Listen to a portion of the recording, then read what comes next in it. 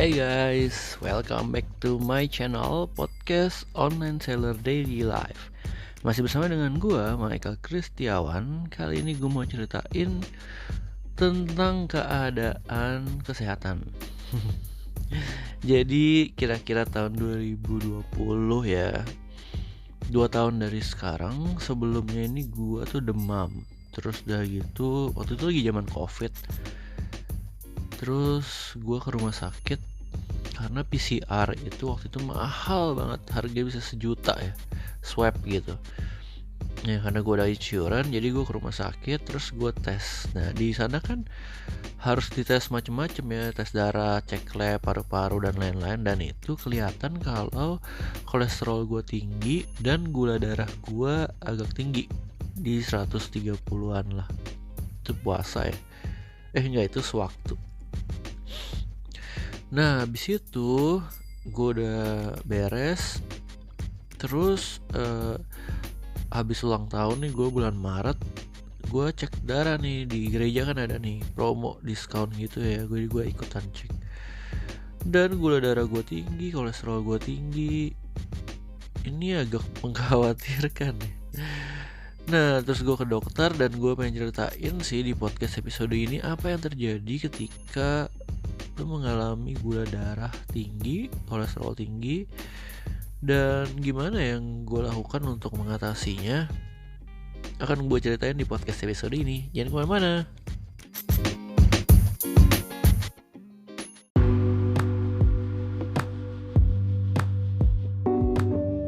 Oke, awalnya gue tuh tes darah bulan Maret. Itu diabetes gue tinggi, gula darah dan kolesterol. Terus gue langsung takut dong, karena memang ada genetik juga. Kalau opa gue tuh kolesterolnya tinggi, oma gue diabetes, gula darahnya tinggi, orang tua gue tensinya tinggi, ada glukoma juga. Wah banyak deh turunannya. Nah jadi gue langsung buru-buru ke dokter untuk konsul ya, hasil lab. Dokternya bilang, kamu itu coba gak usah minum obat dulu, coba kita terapi pakai makan, jaga pola makan sama olahraga ya. Nanti 6 bulan lagi atau akhir tahun lah cek lagi tes darah, tapi ditambahin satu variabel, yaitu HbA1c. Nah ini adalah untuk mengetahui kadar gula dalam darah selama beberapa bulan terakhir. Jadi dokter bilang gitu. Terus ya udah gue nurut. Sebenarnya udah dari lama gue udah nggak minum boba, makan nasi juga dikit, karena gue tahu kalau gue ada turunan gula darah, turunan orang diabetes gitu ya, keluarga besar gue. Nah jadi gue mengurangi makanan manis, mengurangi minum boba, gula-gula. Ya sewajarnya sih, cuman gak over. Tapi ya gak terlalu banyak juga, sewajarnya, cuman gak sebanyak itu. Jadi menurut gue sih masih dalam batas sangat wajar ya diet gue ini. Terus juga gue olahraganya udah cukup ketat. Ada kardio, ada angkat beban, ada bulu tangkis, kardio yang super capek, keringetan. Nah habis itu singkat cerita gue udah makan juga pagi, udah makan kentang, sayur, wortel pagi-pagi itu. Lelah ya. Tapi ternyata gak ngefek. Jadi kemarin itu gue cek lagi setelah 6 bulan ya, gue cek darah lagi, dan hasilnya gula darah puasa gue di 126, yang mana harusnya tuh di bawah 100. Terus HbA1c nya itu di angka 7, dimana harusnya itu di bawah 5. Jadi kalau udah di atas 6,5 itu dianggap diabetes. Di angka 7. Terus udah gitu kolesterol gue di 240 ya, dimana lu harusnya di bawah 200. Ya intinya semuanya lewat. Walaupun gue udah jaga seketat-ketatnya, gue udah olahraga sebanyak-banyaknya, bisa kayak seminggu tuh 5 hari gue olahraga tapi nggak ngefek. Ya udah, karena dokternya juga bilang ya ini badan lu emang gak ngefek kalau olahraga, makan lu harus bantu obat. Ya udah, gue dikasih obat deh. Jadi akhirnya setelah konsul itu gue dikasih obat, terus gue nanya dokternya, jadi kalau gue minum obat gue boleh makan macem-macem? Ya sebaiknya sih jangan, tetap pertahanin pola makan, nanti dicek lagi 6 bulan berikutnya. Nah, obatnya apa? Gue dikasih metformin, glimepiride, atorvastatin. Itu yang gue harus minum setiap siang sama malam. Jadi kalau gue rangkumin obat gue ada, kalau pagi ya gue tuh biasa minum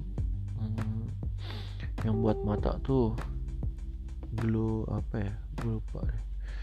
Buat mata tuh vitamin sih. Terus udah gitu ada Imbos. Terus pagi itu gue biasa minum itu vitamin K. Terus siang berarti udah ada glimepiride. Malam ada metformin, atorvastatin, Alganax, Depakote. Itu malam. Kalau kurang ngantuk gue bisa minum apa ya, jadi lupa gue. Obat tidur lah ada. Jadi ada 9 obat setiap hari yang gue mesti minum. Dan ini bikin gue lumayan tertekan, lumayan stres, kepikiran. Ya gimana ya, soalnya masa baru umur segini udah minum banyak banget obat gitu. Ya cuman gak apa-apa, ini untuk memperlama hidup gue. Gimana ya, soalnya gue juga pernah dengar ya, jadi waktu bokap gue konsul ke dokter penyakit dalam, dokter syaraf tuh, dia cerita, ini bapaknya dokter, anaknya dokter, dia cerita kalau orang tuanya, berarti bapaknya dia itu umurnya udah paling tua, jadi udah 90-an lebih, paling tua di antara teman-temannya, udah pada mati teman-teman bapaknya itu. Dan kenapa dia bisa hidup sampai tua gitu? Ya karena disupport obat. Jadi sama dokter ini disupport obat, vitamin, dilatih pola makan, dilatih kardio. Jadi bener-bener menurut gue bisa ngeliat di mata kepala gue sendiri kalau teknologi dan medis itu ngefek banget. Makanya gue percaya obat. Ada yang gak percaya obat? Banyak. Ngapain lo minum metformin? Udah minum apa gitu, makan daun apa gitu. Kesel juga. Ya udah, tapi gue tetap percaya obat sih.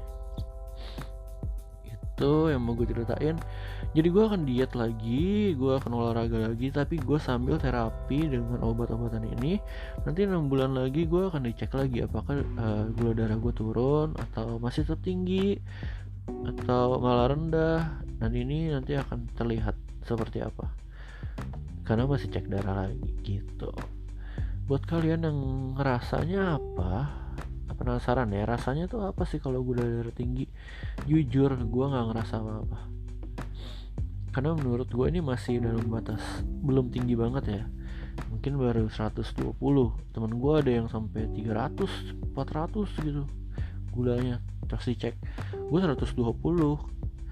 Ini udah lebih tinggi 20% sebenarnya dari yang normal. Cuman kan gue tuh ngerasanya masih gak ngerasa apa-apa ya, bener kayak ngantuk aja paling habis makan. Terus ada luka yang susah sembuh tapi dikit banget. Gue ngerasanya karena ya kelihatan aja ya. Kelihatan di cek darah yang kemarin itu gara-gara gue sakit. Terus gue iseng juga cek darah di gereja, emang setiap tahun sekali.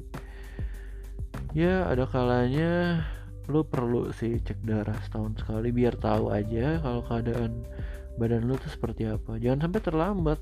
Jadi kalau terlambat, ketika gula darah lu tinggi banget, itu nanti pankreas lu apa yang rusak ya, yang pembuat insulinnya tuh bekerja terlalu keras jadi rusak, jadi lu harus cuci darah. Nah sebelum itu terjadi, prefer lo diobatin, dikasih obat supaya normal gitu.